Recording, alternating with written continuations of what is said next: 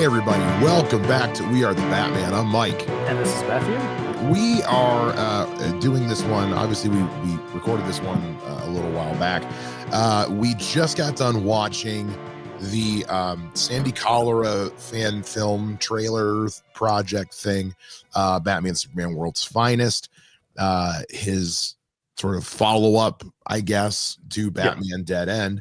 It led us into a bigger conversation of, okay, so fan films. How do we feel in general? It's a bigger conversation than I think big enough conversation that I think it warrants its own episode. We've done a few of these now. We've been behind the lens on some of these. So like, it seemed like an appropriate time to maybe have this conversation now that we're dipping our toe into this. Matt, why don't we start with you and talk a little bit about just your background? Not so much, I don't necessarily need your whole resume, but just a quick elevator pitch of just like your background with fan films, but filmmaking in general. So let's see, I'm going to try and do the short version. So there were Wizard the Guide to Comics, which is a comic book magazine that existed years ago. They one year decided to do a fan film contest. And I knew a guy who had done radio, television, film.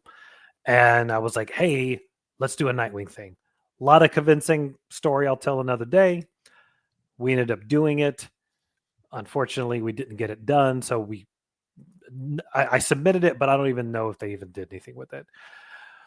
Having done that, we realized like we were all in our 20s at the time, but we were trying to play like, a vigilante and all these like gangsters. And it was like, we don't look this part. Like we just look like a bunch of kids because we were a bunch of kids, a bunch of 20 somethings. So the following year we did another trailer, which I may have to show you one day. Or it was not a trailer. The other one was a trailer. This one was an actual story because the thing that had won the first year was this terrible like Avengers Friends sitcom-ish dumb thing. So I was like, you know what I'm going to do? I'm going to write let's lean into the fact that we all look like kids. So I did Wolverine the College Years.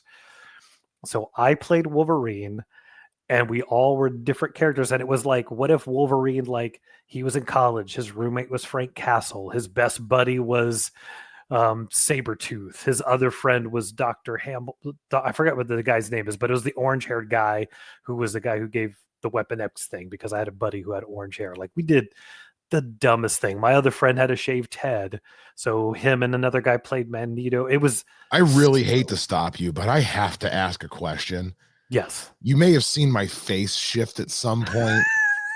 and I just before it gets any more awkward in my head, you said up against like what was this Avengers thing you were up against? It was the movie that won the first round, the first annual contest for Wizard, and they showed like you could go to a link and this is 2000. Never mind. Yeah. Never mind. Okay. Yeah. We'll talk later. Yeah, it was 2000. This is I can't even imagine. For one brief, harrowing second, I thought maybe that a fan film I was a part of had beaten one that you were a part of in a contest, and neither of us knew it. But it was 13 years later, so it doesn't matter. No. Yeah, but it was because they leaned into the ridiculous, so I decided to kind of make it funny. And I say all this because I learned a valuable lesson, and one, at the time, I could not be funny. And two, oh, really? Yeah. Really? Well, I think what it was is like, I'm not sure how mean I want to be with that. I'm like, I was about to make a joke, and then in my head, I was like, oh, that's mean. Oh, that's so mean. Well, because my wife has told me this before, is like, she's like, you are funny, but you can't create funny things. Like, even you can't write comedy. I can't write comedy. Or if I like, so what I thought would be this really funny thing. I wrote it, we shot it, and between lack of acting and it wasn't really funny. And then while we're He making made a it, Michael Bay movie. well, no, this is what's hilarious. While we're making the movie, Unbreakable comes out, and it's verbatim like the same concept. A Oh guy no, who you got doesn't, Axonard. yeah, a guy who doesn't know he has mutant powers because nothing's ever really happened to him, Yeah. and then finds out. So like he has a part where he's like, "Yeah, someone told me I had chickenpox, but I got a pimple on my head. It was gone in 2 days. Like, what do people know? I didn't get Yeah. chickenpox." And it's like, and then Professor is like, "No, you have super healing.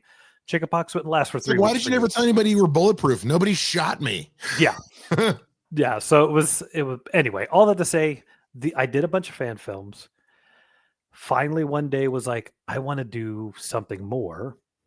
Made this movie, and at the time, I was working for Apple, and I worked out of the local computer store.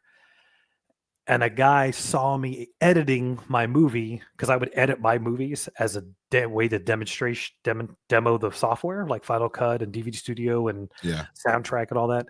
So he started a film group called the Short Ends Project, which was kind of like 48-hour film project, but 3 months instead of 2 days. And he had seen me and asked me to come join that thing.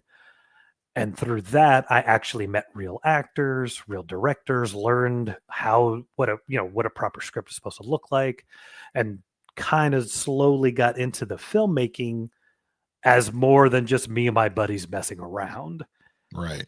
And then it was from there that slowly but surely I started meeting people and eventually got to this point where like, oh, I'm involved with people who are actually making movies and not just messing around. And that was where I did all that. And then I think the last project I called the last project I did, which is I headed it up. I did this, blah, blah, was Backlash, which I did in between 2009 and 2011. Because when you work full time and everybody who's involved in the project works full time, shooting a feature length film is difficult when you're trying to make it good. Yeah. But I did learn a lot in that time because of that Short Ends thing. I think I made 16 different short films of various 15 to 30 minutes in length in 3 years because it was just this. Wow. And that's where I learned a lot of my stuff. I've technically never done film school. So technically you either have or you haven't, Matt. Like, yeah. Well, I'm just meant like I've never taken a class. I learned a Yeah. lot from people, and I will say this, and you can agree or disagree, but I will put that out there. If you are interested in being a filmmaker and you want to direct something, there's 2 things you need to do. Number 1, you need to edit somebody else's project, because then you will realize all the things they will miss. And number 2, you definitely need to edit your own projects early on, because nothing is more annoying than thinking you got something and yelling at an editor, and the editor looks at you and goes, "That would be good, but you didn't shoot that." Yeah. Yeah. Oh yeah. Yeah, for sure. For sure. Yeah. So, and the only other thing I will say is what really helped me along was that I think we've kind of mentioned it before, is I've been doing martial arts since I was a kid. So somehow I was actually a pretty decent, if not better actor than most people at that level. Add in my ability to do actual action. It just kind of gave me that edge. And I was quickly able to get, I mean, lead roles is a moderate term in that at that It's a level, relative term. Yeah. but the ability to go like, oh, I can act and I can fight and I can do stunts and I can coordinate and I understand, being a director, editor, filmmaker myself, I understand how to do things. So like I remember one of the early days shooting with a friend of mine, and we were doing this shot, and he's has the camera on somebody, and this like these 2 people talking, and he wanted to get an angle so that he could get the expression. And it was just like he literally moved like this. And he said in his mind, as he moved, he was like, I really wish Matthew would still be in this shot. But because I saw him moving, I just went and stayed in the shot. After the shot, he walks up. He's like, dude, I don't know why you did that, but you made it work. And it was like weird, like being able to help and not be that kind of stuff. So all that to say, I was decent, but I did a ton of stuff. So watching some of these fan films and going like, oh yeah, I know why that camera work is bad, because you're the filmmaker and the actor, and you would have somebody else hold the camera for you. Well, I'm glad I told you not to give me your whole resume. Was that too much? I'm sorry. You're fine. You're fine. My background isn't as long, because mine is, I've always just been kind of a jack of all trades, master of none. Suffice to say, I did start out as an actor in acting in my brother's short films, actually. But then in college started making my own, won a few awards at a few festivals. The last one I made was called Vanishing Point. Was a short horror film that did really well for a couple of years, actually, in the festival circuit. And then just, I do all of our editing. I do editing. I do all of this kind of stuff. Everything I do for our podcast, I also do for a living for the company I work for. So like, marketing and editing and the basic editing and writing and things like that are things that I do on a day-to-day level. So, and also just being a fucking nerd that ingests this shit constantly. So, but we're not here to yuck anybody's yum, like in the reactions that we do to these, if we find that we're watching one that we just simply don't like, we're not going to post that react. Like, full disclosure, we have one that we've already done where we got to the end of it and we're just like, yeah, maybe we don't post this. Yeah. We got nothing nice to say. We won't say which one it was. Just like, because at the end of the day, and we talked about this a little bit in our reaction to World's Finest, they're making these things for like $10 and a Charms blow pop, like on a shoestring budget. Yeah, they're making something to show that they can, like, they're not trying to necessarily do it well. They're just trying to do it. Is a style over substance, and I don't mean that in a derogatory way. So, we're so anything we say that comes across as critical is just simply meant to be from an objective point of view. Like, we're not looking to trash on anyone's work. This is just from a objective standpoint, because there's been a lot of discourse over fan films over the years. Well, and I think too, thinking about something like these two movies that Sandy did, Sandy Cholera, I think is his name, The World's Finest and Batman Dead End. This is not a guy who, I love Batman, I want to be Batman, I'm going to make a Batman fan film. He's literally trying to break into the industry as a director. So what he does is he directs something he loves. So with that in mind, he goes and finds a guy who looks like he could be Batman when he puts on this spandex outfit of Batman. When you look at the World Finest one, like, all the costumes are on point. The casting is as good as it could be for what he wanted to be, because he wanted them to look the part. And I think that's what happens is more often than not, like somebody like me who, I'll be Wolverine because I'm the shortest in the group and I have a leather jacket. Short King Wolvie. Yeah, not quite that short. Look, I never thought I was short, but I think at the time, all of my friends were 6 foot to 6'3", and I'm 5'9". So guess who's going to play Wolverine? Yeah. Yeah, I'm the 6'1" guy in the group. So like, I never had that problem. Yeah. So I think what happens too is like, I love this character. Like John Sable's one I've always wanted to do. John Sable Freelance is a comic. You love John Sable. Oh my God. Seriously. It's crazy. He's come up on this show. Like not to steal from a meme, but if I had a nickel for every time you've brought up John Sable on this show, I'd probably only have like 15 cents, but it's weird that he's come up that much. Because I love him. But yeah, my point is like, if I did it, I would be the writer, I would be the director, I'd be the guy. And the film would suffer that. Yeah. But the film would suffer because, like, should I really be John Sable? I mean, come on, look, with this. No, I should not be any hero. No. But I think that's what happens with a lot of fan films is you've got somebody who knows enough about making films or has the equipment and they feel like they know how to make films, so they make a film based on the thing they love. And the thing too, am I talking too much? I'm sorry. Well, no. First of all, I appreciate it. Currently, again, we're recording this at the time where I'm still kind of getting over this voice thing, but no, I will say it brings up the point of, first of all, like the idea of someone writing, directing, and starring in this like their own thing is one of those, like, you do it when it like I've done that as somebody who was making his own $100 short films for next to nothing. But it's also the difference between you talk about, we were all jazzed when we heard Ben Affleck was going to write, direct, and star in his own Batman movie. Yeah.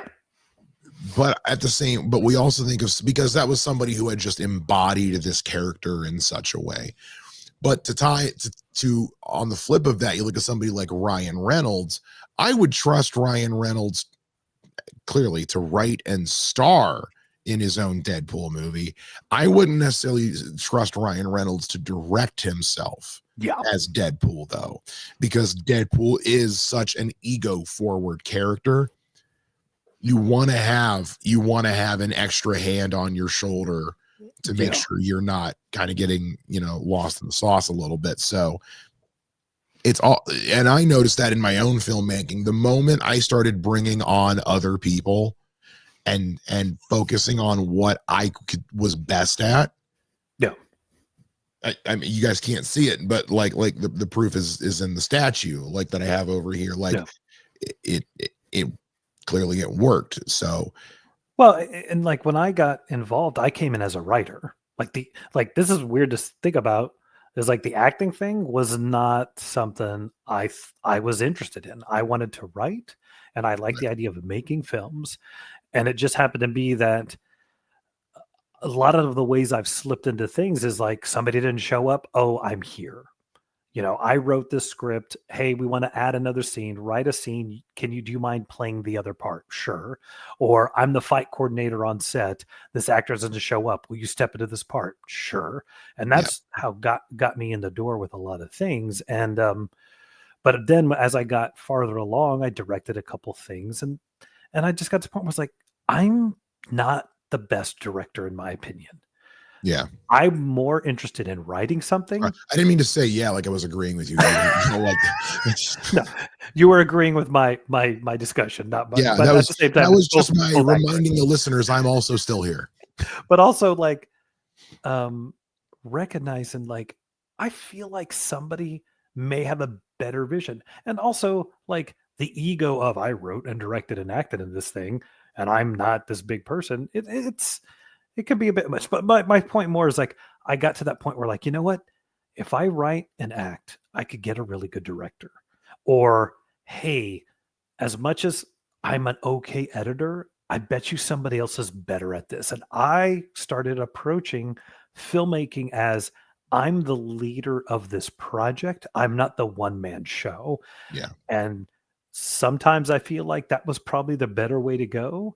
But there's also times I look back and go like, man, I really wish I would have learned After Effects or how to do certain things that now I realize like I can't do a film on it. As much as I'd love to do a movie, I have to hire a crew now. And that expensive. And it's very expensive, I can tell you. And to kind of like tie this back into the fan film thing, one of the last projects I actually acted in was this is the one I actually alluded to earlier, was an Avengers fan film that we made my last year of college. I don't know if I've ever shown you this one. You have not, because I need to see this stat. I don't know where it still exists on the internet, but it was literally called. So we did this for my university, my college, my alma mater's film festival, and this is 2013. So like the Avengers. And like, I don't think Age of Ultron had come out yet. If it did, it had just come out. But like the first Avengers had come out and taken over the freaking world. No, I'm sorry, it hadn't. 2013. This is the year after the Avengers came out. I always get my Yeah, I time. was gonna say Age of Ultron's like Yeah. 2014, This is 20, 15. this is 2013, 2012, 2013. So the Avengers was fresh in everyone's psyche. Fresh. It's also wild to me. I just realized this. I started college with the MCU and ended college with the MCU. I saw Iron Man the fall spring semester of my freshman year, and the Avengers came out. Right, yeah, that's wild. Anyway, but it was called the Avengers, Avengers. No. Please. The subtitle was "It's just as good as the real thing." Because everybody got assigned a line of dialogue that had to be incorporated into the film somehow. We made it the title of the film, and it was meant to be. It was intentionally written and shot to be as low budget as humanly possible. And I played Thor. I knew it. I played Thor. That's where the beginning of that's what started like me getting the Thor and Nordic runes tattoo. Like this is where like the thing with me and Thor kind of starts. And we did a thing where my hammer was a different size in every shot. We had two different Mjolnirs. One was like actual size, and one was like joking little rubber mallet sized. So every time we cut to me, it's a different size. Nice. I like it. And we did a series of these. So, and it won several awards. Like it actually did really well for a bit. So when you told me that like we lost to some like intentionally low budget Avengers as school buddies thing, I was like, I don't know if anybody watching this saw my face, but I had a moment of like, what kind of serendipitous bullshit is this? I was laughing because when you were looking at me, I was like, what did I spark? What did he know somebody who was involved in that thing? Because it could have been. It's hard to say. Again, this went into that I can be funny. I can make funny things, but I think what it was is like what was it? They wanted to do. There was one of the last projects I almost did before I moved away from San Antonio. It was like we had to mash up two movies, like two classics. And I was going to mash up Casablanca with Enter the Dragon. Oh my God. And I wrote the script. It was totally cool. I loved it. I let Ryan read it. Another buddy of mine read it. And she was like, this isn't funny. And I was like, why would it be funny? She's like, that's the point. You don't mash up two movies to make a brand new cool movie. It's supposed to be ridiculous. And I was like, but it's Bruce Lee. And she's like, no. And it was just like, you know what you are? You're the Riddler in Riddler One Bad Day. You just don't get nuance, Matthew. So we've covered this. You have trouble with nuance. But no, it's so with the fan films, I think sometimes trying to loop back into that because we keep I think going away from it. Well, sorry, I actually was going somewhere with the Avengers thing. I completely forgot about it. But that was a thing where like that was obviously one person because it was a student fan film, but it was one person like kind of wrote and directed it, but he wasn't a part of it. He didn't play anybody in it. And even then we all kind of had, because we each were embodying a character, so we kind of let each of us have room to decide how each character would react from scene to scene. We only had a week. We had a week to make them. Yeah. So it was like, we got to go. We also did a thing where Spider-Man was in the corner of like every shot and we intentionally ignored him. Like at one point he's just waiting on the other side of a door and we all just go like cover our eyes and look away. Like he's just not there. You have to show me this. I got to find this. I will find this and send this to you. It's hysterical, but it does go back. It's that point of like, we had a director who, Travis Diffenderfer, he's working out in Hollywood right now. He's at the WGA. He's doing good work. He was working the lines during the strike. So like he's out there doing great stuff. He was very important. He made it very clear that it was important to him that it was like it's not there to make him look good. It's there. He's there to make a good project. That if it makes him look like it's gonna make him look good by making a good project. Yeah. It wasn't there for him to be like showcase himself. He let the project showcase itself and then just let it speak back for him on its own. Yeah. See, I've only directed one thing, maybe two things that wasn't something I wrote. And it's weird to do that because as a writer, you can imagine it, then you direct it and you do it. So it's a different process. But there was one project I directed that I intentionally didn't act in because I wanted to go like, hey, could I do this? And I think you saw it. It was I'll tell you about it. I don't want to say the name of it, but it was like this martial arts film with this female lead. And I do remember this one. Yeah. And it was like, my thing was like, every time I'd had somebody else film a fight scene, I didn't think they did a good job. So I wanted to see if I could do it myself. I don't know if I did better, but I did learn a lot from trying to do it myself. But it was interesting to go like, this is neat. Like you're saying, like, I'm going to make this girl look like a BA. And considering her skill level, we did. I mean, she wasn't bad, but she was nowhere near as good as we made her in that movie. You see that you still see that to this day. I mean, the Sony Spider-Man villain movies are riddled with that. The early 2000s action movies are riddled with that. Like, let's do super close, quick cuts so it looks like, you know, it's an old TV trick. Make it look like what's happening is actually what's happening. And with fan films, you know, we brought up this whole idea of style over substance when we were talking about the World's Finest one, and I think that really is a big thing we can hit on here with these. Is I think fan films get criticized for that a lot, and I feel like style over substance in and of itself isn't a criticism. It can be, like saying something is style over substance can be a criticism. But in the case of fan films, I think it's more of it's just an approach. And like we said, it's almost meant to be like a proof of concept. Yeah. Like, this is what we did with this much money and this much time. Imagine what we could have done. Imagine this World's Finest movie, but with David Corenswet and, you know, for shits and giggles, Robert Pattinson, because that's what we've got right now. Like imagine seeing this exact same trailer, because that's what's going through my mind watching World's Finest. Is like, I'm picturing this, like I'm seeing it and absorbing it as it is, but I'm also in my mind, because we've been so blessed with so much content nowadays, like, and now the little AI generator in the back of my head is thinking, but what would this look like with David Corenswet and Robert Pattinson? And it's like what would this look like with like, you know, several $1 million and a whole studio behind it? Like, you know what I mean? Like, that's what's going through my head. So for a fan film to be able to do that is what I'm talking about with style over substance. Yeah. Well, and I think too, like,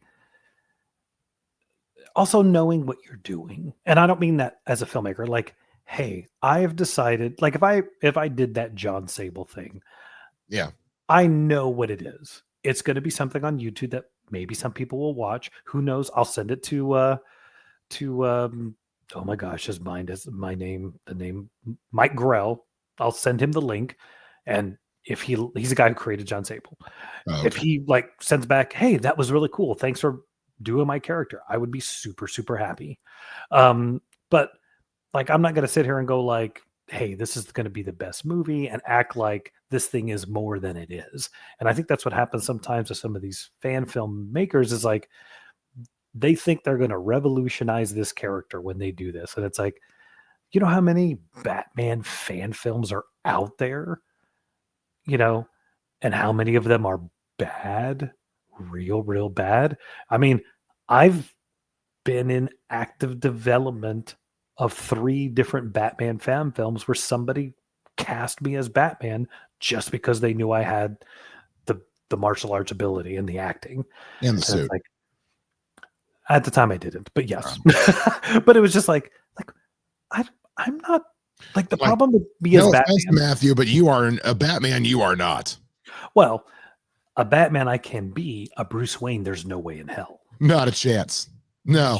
No one's going to Mm. buy Ray Romano as Bruce Wayne. Like, hey, Alfred, can you get my suit ready? But I want to get nuts? Come on, let's get nuts. Yeah, we're gonna get nuts, ma. But but no, I think that's where sometimes I'm just picturing. I'm picturing his brother as Alfred. Yeah. Oh God, what was his name? Brad Garrett. Brad Garrett as Alfred. Oh God, yeah. I want that now. I don't know why I want that, but I want that.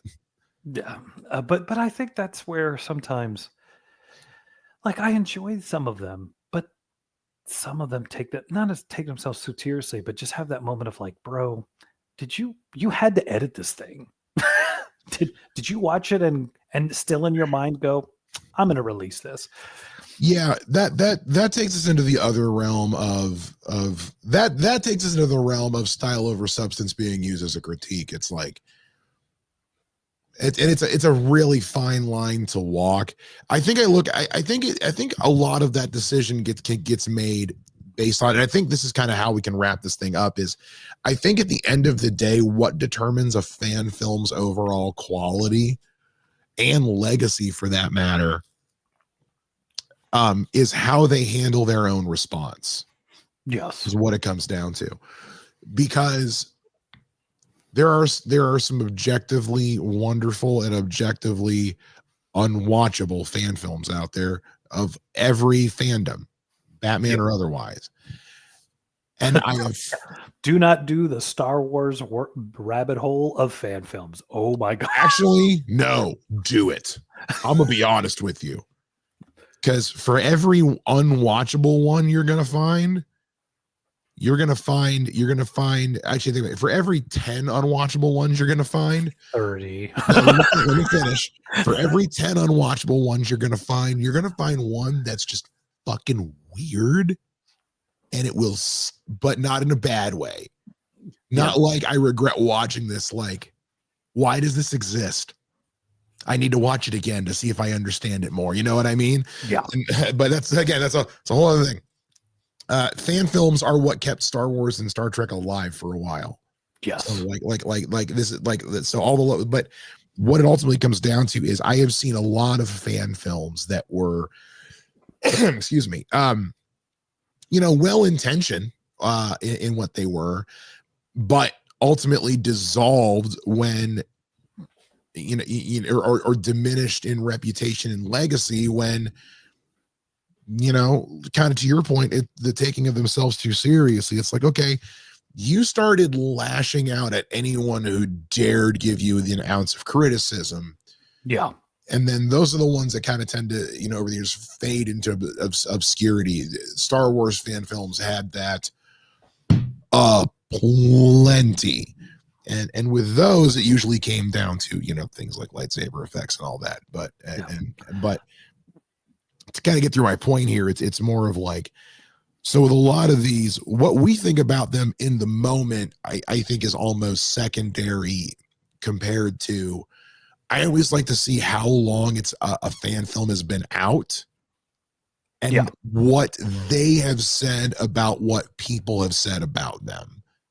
If am I making sense? Yeah. Well, it's that whole thing of like, you don't get World's Finest without Batman Dead End.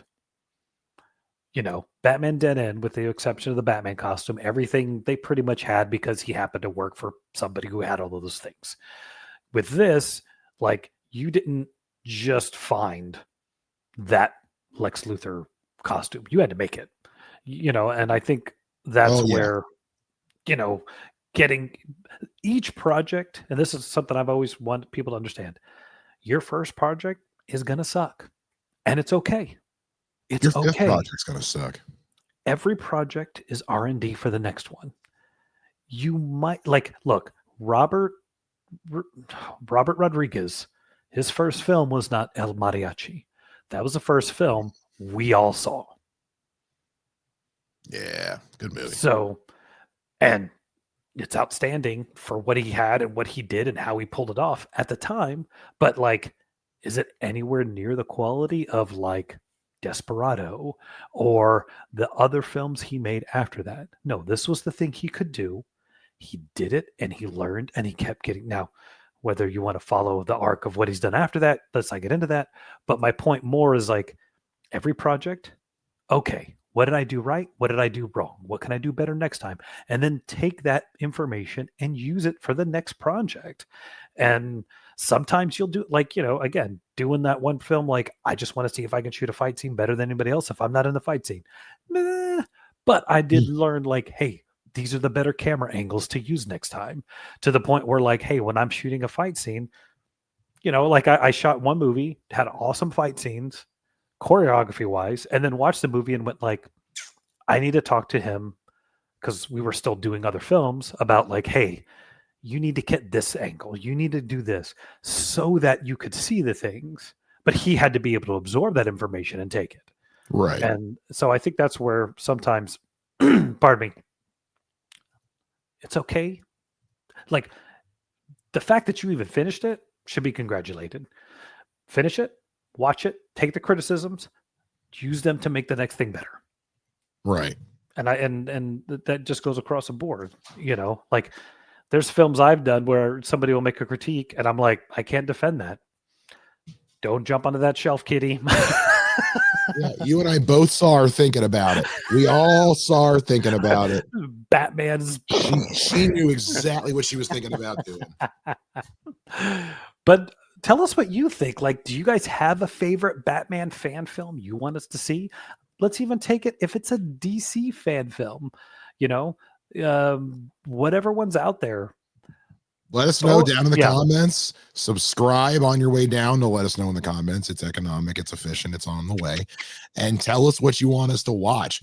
Our 150th episode is coming up on Friday. Or no, at the time this has already happened. At the time we're not sure when this episode's coming out, so we're not super sure when this episode's coming out. It's probably going to be after the 150th on March 28th. We hope you guys joined us for us. We hope it was a lot of fun. If not, please join us for it. Let us know down in the comments if you want what you want us to watch. Follow us on social media at WATV Pod. You can find me on social media at Mr. Mike Shea. You can find me across all social media at the Hustle Man. That is going to do it for this episode of We Are the Batman. We'll see you guys next time. Same bad time, same bad podcast channel. Bye-bye.